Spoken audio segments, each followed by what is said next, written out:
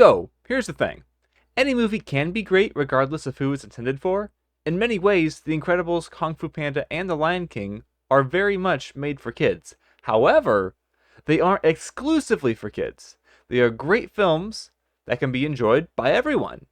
That being said, I am about to trash on a kids' film, because children deserve coherent plots and meaningful messages as well. This movie is bonkers. It starts off with an origin story.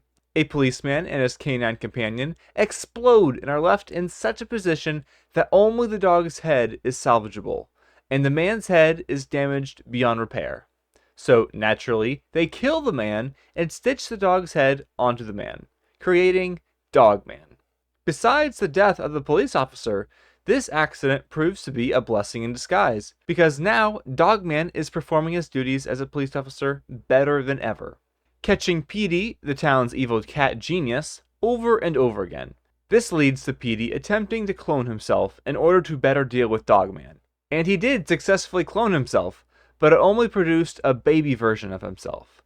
At first, he wants to delete him, but over the course of the movie, he grows to enjoy being around his younger self, and learns to treat him as a son. The film does quite the pivot halfway through when it decides to not have Petey continue to be the antagonist of the film. Instead, a resurrected fish takes over that role. He is able to convince the town's buildings, at least the ones that come to life, to kill Dogman and Petey. We get the predictable team-up fight, and it ends not with defeating the evil fish, but befriending him instead. Now, you might be thinking, this is all for the film's theme of forgiveness and reconciliation. But no, the evil fish has no chance at redemption. They lock him up. But Petey literally gets a pardon just because the governor saw him on TV, even though he's been killing people all over the city for who knows how long. The biggest problems I have with this film is that nothing is taken seriously in this world. Death is obviously on the table, but none of the characters act like it is.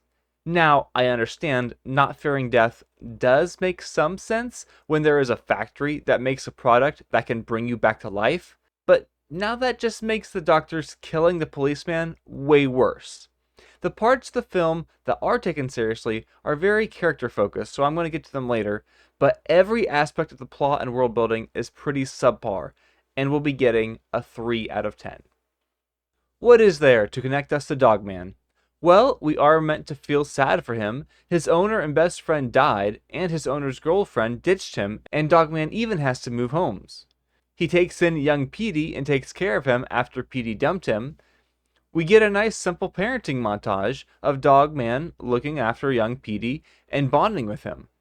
But there is nothing of substance beyond that moment in the film. Dogman simply doesn't want young Petey to die. This is his motivation for the rest of the film.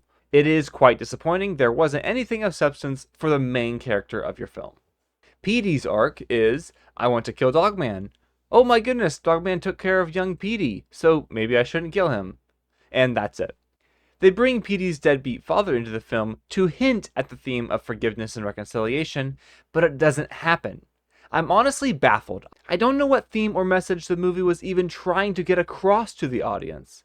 I kept waiting for any plotline or character arc to end with a message of any kind, but there's no closure on anything. The closest thing we get to a message at the end of the film is Petey telling young Petey that the world sucks, but young Petey's pretty great, so he can be happy. Then he proceeds to share custody of basically his son with Dogman. Why? Who even knows? I was pretty mad at this decision at the end of the film, but I'm still going to give the characters a 4 out of 10 because everything still functions. The characters are relatively consistent. I just don't like them, and they don't go anywhere meaningful, so they are going to get just below average. If you saw this movie and believe that I've missed the theme of this film, please let me know your thoughts, because I am honestly baffled with how unresolved this film was. The film's attempt at comedy is sad. I will admit the comedy of this film is meant primarily for young children. I laughed during the film twice. The first was the intro to the movie, when the police officer drove into a box of bees, and it was full of the letter B's, not living bees. And the second was when the end credits rolled, because the ending of this movie made me laugh with its bizarreness. Every other joke didn't work for me. However, I'm sure some children would enjoy it. But this film's comedy will not age well, will not lead many to repeat watch-throughs, and will not allow the film to have any relevance even a year from now. The comedy will be getting a 2 out of 10. Dreamworks definitely tried with this one. The art style was very captivating when my eyes were able to focus, and the voice cast did a very great job portraying these over-the-top cartoon characters. The plot was bonkers, but was understandable at least. The characters were consistent even if they didn't provoke any positive emotions from me, and the comedy was trying, it just simply didn't land.